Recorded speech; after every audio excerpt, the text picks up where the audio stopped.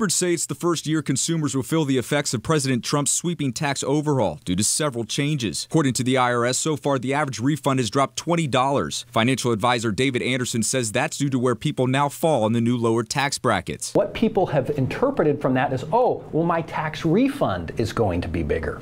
Well, they changed their withholdings, the amount that they're withholding from each paycheck, therefore lowering the refunds. So some people have been surprised that their refunds are actually less. But in many cases, even though your tax refund is less, you've paid less taxes throughout the year. Another change is the standard deduction now doubled from $12,000 to $24,000. Experts say the increase will make it easier to file with less of a need to specify what they write off. So for some people, the doubling of the standard deduction really is going to help them. For other people, it doesn't really help them because they lost some other big deductions along the way. He says, for example, if a person donates less than $24,000, it's best to take the deduction. The new tax code also eliminates personal exemptions, like deducting employee business expenses like meals or travel, or even deducting yourself. So what about filing for an extension? According to the IRS, they will give you 6 months to file an extension, but Anderson says you still have to pay by Monday based on prior tax seasons. There's also options to file your taxes for free depending on how much you make. There are lots of services right now for someone who wants to file their taxes, but they don't want to pay for it. The IRS has a free file system for those with an income of less than $66,000. Anderson says at the end of the day, it's important just to file in order to reduce any future tax anxiety. Start thinking about 2020